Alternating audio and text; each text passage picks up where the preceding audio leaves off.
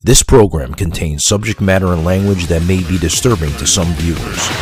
Viewer discretion is advised. There we go again. More technical problems. We live in the 21st century. Savage, unfiltered. We're still here. Let's go to Wally. And I was on a lunch break, and Your host, Michael Gardner.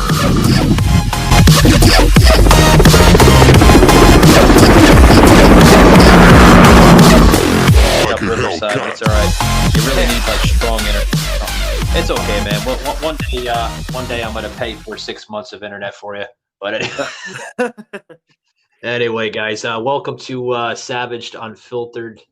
Joining me here is the co-host that's been in hiatus here, I guess, for like the last couple weeks, but he's back. He's alive, guys. Don't worry. He's alive. How you doing, Sos? Man, I've been good. It was a very well needed vacation. Yeah. There's some personal family issues going on. And so it was good to spend time away, being in nature and being closer with God. So it gave me an opportunity to draw nearer towards Him. Yeah, man, that's awesome. You got to experience all that. And no, I did not commit suicide. I just want What? to say I'm still alive. I'm not going to hurt myself. Oh, Sas, we weren't thinking anything like that. No. But I did keep one thing I did do is I did keep the podcast, my Sauce Report podcast going, but I tailored it way back. I went to I pretty much just only did what it was originally started as, which was daily devotions, and I tailored all the way back to it, and now we're full steam ahead, like in Polar Express, full steam ahead. So we came out with a new recording called. We're doing that Titanic series because when you have a lot of time on your hands, you learn, you do a lot of homework, and do a lot of research. Yeah. So one thing is that we're doing a series called the Titanic and the sinking of Titanic. And so what's the awesome thing about it is that I came out with an episode calling out who is Captain Edward Smith. And so you are welcome to tune into that show today. It dropped actually at 3:30 in the morning, and I promoted it. And we also came out with another show today that you are as a guest of mine or a co-host on my show, which was Savaged, unfiltered. I think it was a fantastic time. Yeah. Sas is getting attacked, folks. He's getting attacked by some deranged people. Yeah. Some people that, frankly, Sas, it doesn't make sense, because some of these people are conservative, and why they attacking you is unreal. Guys, if you want to relive that episode, I highly suggest you check out the Sas Report podcast here, guys. The co-host that's on the show right now on my show, he's also the host of his own show, the Sas Report. And that is the most recent episode in his library there on any major podcast platform. Sas, let's dig into that, man. I want to dig into that real quick. Why are they attacking you on that level? I don't really know. The only thing that I can comprehend is that when you're getting some gain, or when you're getting bigger and gaining attraction, and you're going on other podcasts, but not been on a couple podcasts for a while, for a week, because I've done a pretty good job about it. Yeah. But when your podcast is growing and you're going on a whole bunch of new platforms, it's interesting because people become jealous because you're doing something that they're not. Yeah. And I think that's what the accusations are. And if you can't say anything nice against them, all you have to do is just demonize their character. Yeah. Here's the thing. They're going to see that, man, and they're going to be like, nope. He's on way too many platforms. How is he doing this? There must be reasons and this and that. I tell you, people, they don't act their age today. They really don't. And it kind of brings me into a scenario, guys. I was in Birmingham not too long ago, and I was attending a conference for my other line of work, and I was on a lunch break, and I walked across the street to Chick-fil-A. I love Chick-fil-A. I used to go to the Chick-fil-A all the time in Atlanta when I used to live in Atlanta, Georgia. And I happened to come across this homeless guy, and he was telling me about this dude that's always standing on the corner. They get shot. I'm telling you, dude. This is the first time I've seen this guy. Well, that's why, like I said, He man. just cussed out the police officer. She got in her SUV and drove the fuck out of there. Left his ass. Oh shit. Yeah. Well, you know, that's why there's a heavy presence of police in this area, because, you know, of homeless people that act like idiots, you know, and not every homeless person's an asshole. Man. No. I just got laid off from Flawless, man. I've been doing landscaping for almost a year out here. Oh wow. And I just happened to be one of the 9 that was the last just under a year I've been working for them. So obviously the least people that's been working there, the least, they're going to be the first ones to go. Yeah. So what's I said? Laid off. And I am. It's terrible all around, man. You know, and he's attacking everybody, like not like physically, but like verbally, because he's jealous. I'm like, what was he jealous about? And the homeless guy I was talking to, he's like, and I am.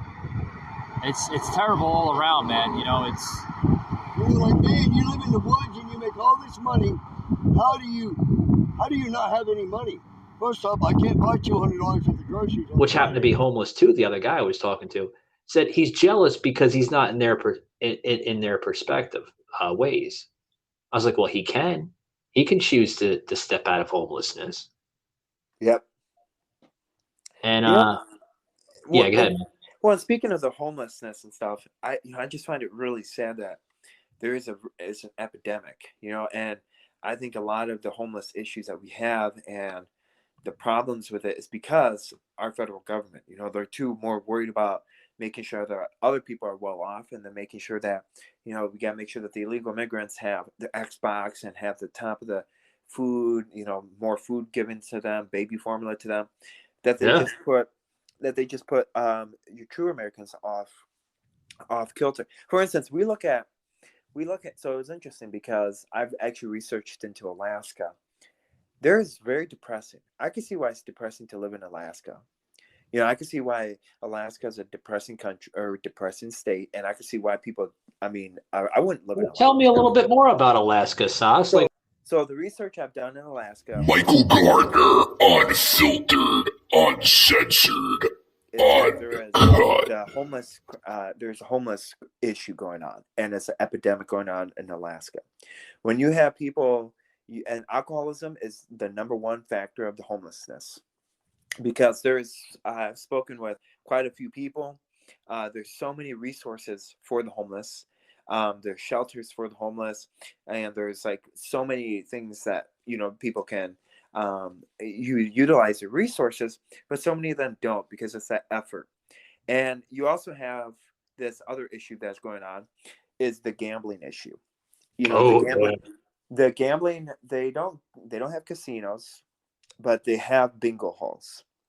And what bingo halls are is the bingo halls is like it's a center for old people to get drunk and hammered. Yeah. No, it's not an old center. It's for younger people. Yeah, I've never been to a bingo hall, and it's like your modern day casino, because you can win prizes. But the sad part is that they do have alcohol beverages there. And what's disappointing about the whole thing is that people, like, they get stuck on the street, and then they sleep at bus stations, and they sleep on the streets. And you have the drunk alcoholics, or I'm going to say it, the alcoholics, you have them just ruining their stores, the storefronts, boozing away. And so your businesses in Fairbanks and Anchorage and in Juneau are being affected by it, because the homeless people don't want to leave. And if you dare question them, and if you they feel that they're entitled to it, Sas. They feel that they're entitled to be there. First and foremost, I do agree with them to an extent that, you're allowed to basically walk anywhere you please as long as it's public land and you're not walking on somebody else's personal private property. Beckham in the house. Watching a little soccer. Nice. Bro, are you eating my Lay's? Yep. Wow. It's the FIFA World Cup. And it's football. All right, don't start. Those are chips. Crisps. Those are cleats on my chair. Boots. But that is soccer. No, my friend, that is football. Okay. There's 700 million people watching this little football match right now. That's gotta hurt. Ha! Definition. Soccer is a round ball. Football is an oval ball. Like those golden balls. These souvenirs. Wow. Gonna talk about your Teen Choice Awards? It's so sad. That hurts. That hurts, actually. But we'll ask the world. Is it called football or football? Or soccer?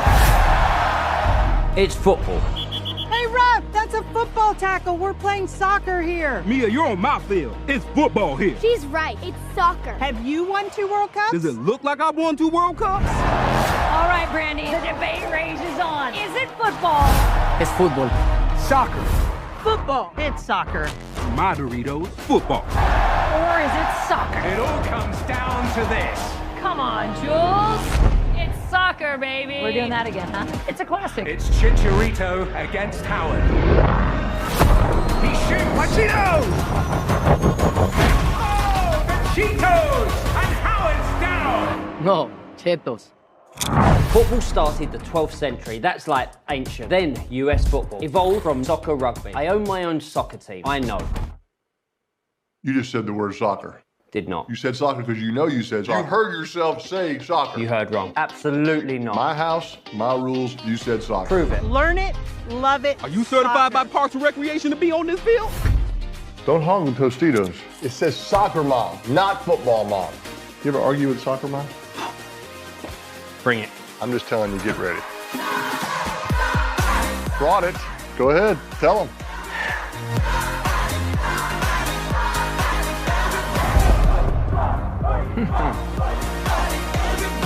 You're a very difficult house guest, you know that? I did say soccer. I knew it! He's turned many doubters into believers. Go! We're gonna need more chips, by the way. Crisps. Whatever. No matter what you call it, don't forget the chips for the FIFA World Cup. Savaged, unfiltered. But if it's a sidewalk or something and they're not really causing any type of disturbance, they have all rights to be there. But if they're, what you're saying, Sas, it seems like what you're getting at, they're panhandling, they're begging on the streets, and they feel that they're allowed to do that. Yeah. And that's wrong. Well, and the sad part is that, I read an instance and I read a story, and I've actually spoken to one of the bus drivers. Speaking of the situation. So in Fairbanks, they have this Metro bus. Fairbanks has a population of 32,000 people. Within Fairbanks, they have this Metro system. They have, I think, a gray line, brown line, a blue line, green line, red line, and a yellow line. So they have, I think, 5 lines that go all across.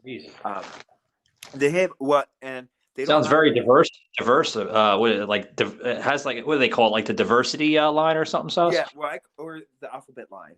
That's a lot of colors, man. Yeah, rainbow line. But the cool thing is that they are closed on Sundays and they're closed on the weekends, which is I commend them on that because they think it's very important to utilize the time of rest and stuff. But it's interesting because this bus driver said that they have fights that happen regularly. They have, for instance, he was at an incident. There was an incident at the bus station where this older gal, she's like, well, what are you going to do about it? And then this guy went up to her and just cocked her face and just punched her really bad. Fuck you, fuck you, fuck you. I'm like, why is nobody jump down? Slap the fuck at him. That's what Wolverine said. He just needs to get slapped in the back of the fucking head. Both of those 2 people were drunk. And the bus driver stated that it was at 8 in the morning. 8 in the morning, and they're drunk. Oh, what happened to you? I was here the whole time. I'm like, hello. Oh, I was like, did I lose him or what? No, I was silent because I was letting you have the floor and talking about this story. Oh, whoops. Okay, you're. Don't worry, I'm still here. The tornado didn't come and get me, but I'll be all right. Hey, I love editing and doing splits. But either way, what happened was that Doss, hold that moment there. I love for a woman to do a split in front of me, but go ahead, buddy. Well, that's funny. I like that is. No, so what happened was that there was a fight at 8 a.m, and both of those two people were both drunk. And then the alcoholism is epidemic, and one of the biggest thing is that I think the government doesn't want people in Alaska to succeed, because there's a lot of Native Americans in Alaska, because there's like a lot of tribals, and there's a lot of Section 8 housing, and the lack of desire for people to work is non-existent, and so that is a very sad. Very, very sad thing to see, because the government pretty much pays you to stay at home and do. If you're chasing data down instead of seeing it in one place, you need the Intuit ERP. Intuit Enterprise Suite. All your data in one place with built-in AI for real-time insights. Learn more at intuit.com/ERP. Nothing. I mean, what is your thoughts on the government doing that for the Native Americans? Do you think that was a bad idea? Well, here's my thought on that, Sus. I mean, now you're talking about like some land that, could be possibly Native American land and all this, but here's my thought on it.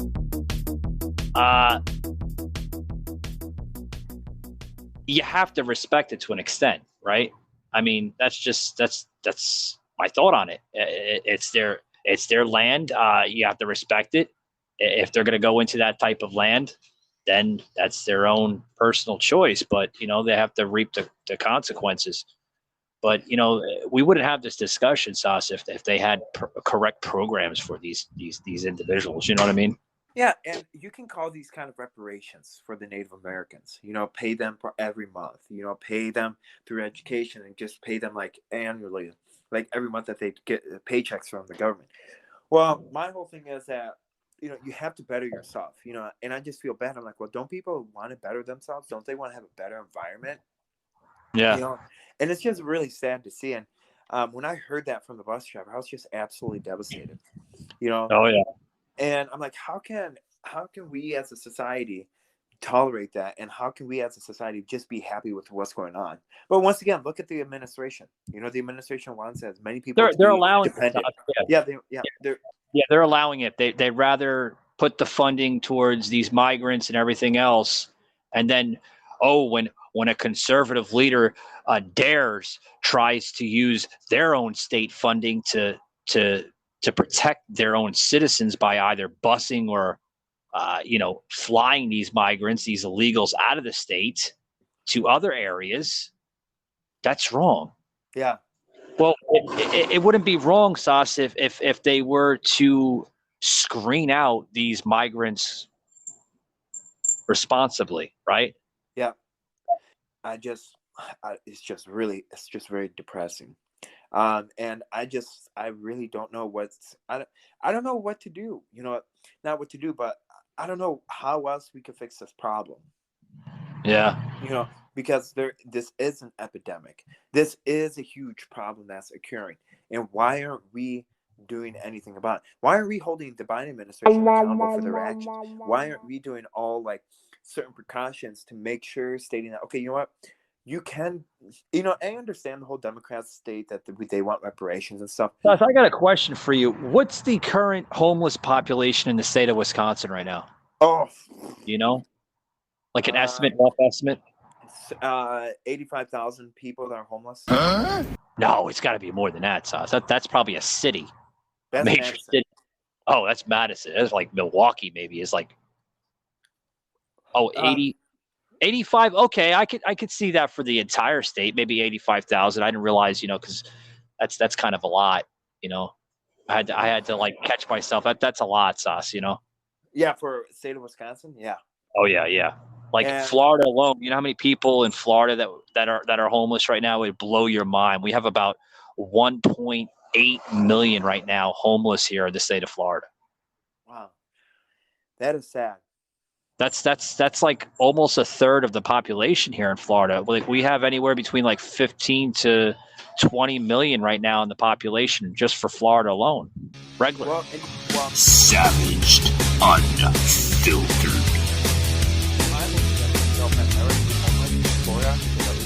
Stay warm. I mean, I feel bad. Well, and people complain, and then they have these mass. And here's the thing that you want to talk about the homeless crisis. Look at Wisconsin, okay? You look at all these northern states, and you look at, we have over 85. Well, we also have 79,000 illegal immigrants, that also reside in Wisconsin. That we have to pay them $2,400 a month. Okay, number one. Yeah. Number two. A lot of these, I would not want to be homeless in the state of Wisconsin because it is 8 degrees in the state of Wisconsin right now. Where we live. Of course, Madison's a little bit warmer by a couple degrees because they're down south. But overall, we're not like Florida. The night tonight is going to get down to -3, I think. I mean, the sad thing is, a cardboard isn't going to protect you from the cold. Oh no, not at all. Not at all. And it's really sad because you look at all these, like you look at Alaska and you look at all these other states, like northern states, Nebraska and North Dakota and stuff. You don't want to be homeless in those states. You do not, because you will die. Actually, you will die. But it's what you do with those resources. And like you said, you brought up a point, and I'm going to catch it. Mental illness. I think it was me or you that did it a couple minutes ago. Mental illness. We got a huge amount of mental illness in the state, Sas. Yeah. But before you go into the mental illness, that's a program that they still can't figure out how to tackle correctly. Yeah. Well, I don't know how do you fix it though? That's the problem. Well, how you fix it is you stop enabling them. You stop enabling their actions. You stop enabling their behavior. You start calling out, and you look at this whole prison system. Half of the people that are deranged, I don't know if you heard, but in Virginia, there was this guy that mowed down a whole bunch of recruits. It is a myth that terrorism stopped during COVID. Unfortunately, mainstream media opted to prioritize pandemic hysteria over promoting all news. Terrorism continues. Simply hoping that it doesn't affect you is not a strategy. The new book, Terror Strikes, coming soon to a city near you, featured on The Author Show, is now available in paperback from bookstores, online, or as an ebook exclusively through Amazon Kindle. Terror Strikes, coming soon to a city near you by Joseph M. Leonard. Order today. Yeah, I heard about that. That was just devastating. Well, you said don't enable them, right? Like stop enabling them. Yeah. So do you agree with having homeless coalitions in operation? Do you agree with soup kitchens being open for them? Do you agree with those type of services? Because in a way, Sauce, that's enabling them. That's enabling I agree them that. to stay homeless, right? I mean, it is. I mean, you could have somebody that suffers a huge amount of mental illness. I could be homeless forever because I have all these great services, and they're going to provide showers. They're going to provide hot meals. They're going to provide me getting my toes clipped, which is kind of gross, but I mean, they're going to provide all this stuff. They're going to give me free clothes. I'm going to be able to do this and that, and I mean, that's enabling them to be homeless. Well, my enabling of being homeless. Here's how I fix the problem. People aren't going to like it. You fix the prison system. You don't let. What I mean by that is you don't allow them to go down the streets. Half of these homeless people, they've already got a criminal rap sheet.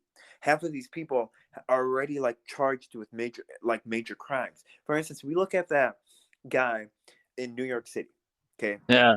And how he was arrested for committing a domestic assault on his wife. And he was left out on the street. And he was let go 2 hours later. And he went straight back to his house and he butchered his wife in front of his 3 kids. And what happened to him? He's back on the streets. And now he's homeless. Yeah, the problem is the judicial system. It's broken. We don't have a great judicial system in this country.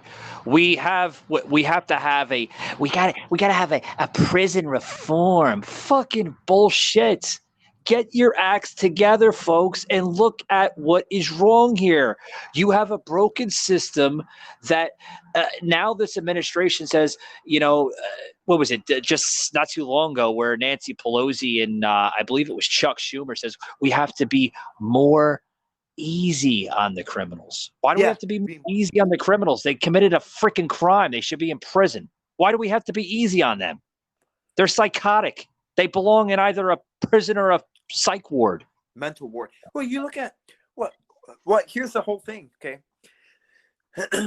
Okay, you look at this other instance that's going on, okay? Yeah. You look at the individual in Darrell Brooks. Okay. Oh, yeah. He belongs, no offense, he belongs to be in jump. He gets, to me, he deserves a death penalty. Anyone that burns down 60 people and kills 8 people, and the youngest one being an 8-year-old, yeah, you should not see a day of light whatsoever. The only person that you should see is, I hate to say it, but your Heavenly Father, because the judger of all judgments, and you being condemned into hell. Pretty much. Because you don't deserve a day in the light. And another thing is, so I don't know if you heard, but here's how corrupt our judicial system in Wisconsin is. Did you just call it Jew or judicial? Judicial. That's one thing. Okay. Yeah. Got Sauce acting. You're getting Semitic. No, I'm just joking, Kat. But no. Well, I promise you, I'm not an agent. I just want to tell you that. I just promise you, I'm not an agent because of my speech. I get excited. Austin Powers over here. Go ahead, Sauce. You're allowing Darrell Brooks getting a right to appeal. Yeah. What's wrong with that? There is major problems with that. Yeah. Yeah, I agree with you.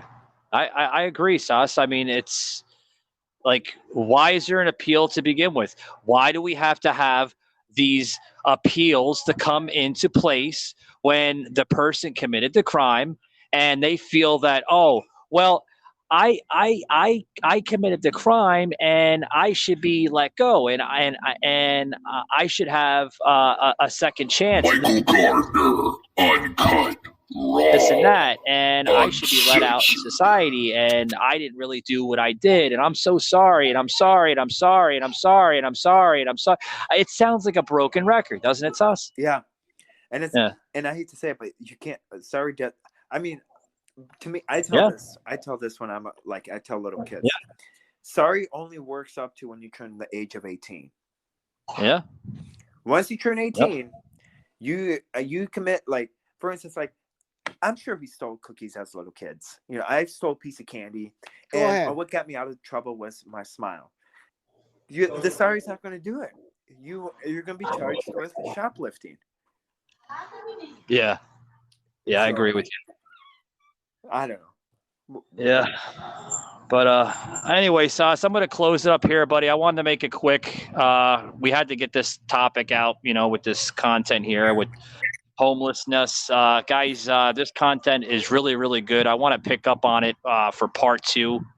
Sauce, we got to have a part 2, buddy. Oh, absolutely. Yeah, got to have a part 2. And guys, I just want to make a quick announcement here before we depart here. Guys, the book is literally, it's happening. December 30th, guys. It's going to be out on newsstands everywhere. Part 2 here with homeless awareness here in America. Thanks a lot. Another thing is, don't forget to stay tuned for Sports Tuesday. We will be back at full swing on Sports Tuesday. I'm talking for it. Yeah, you heard it, guys. See you next Tuesday, and we'll see you on part 2 of this special podcast, guys.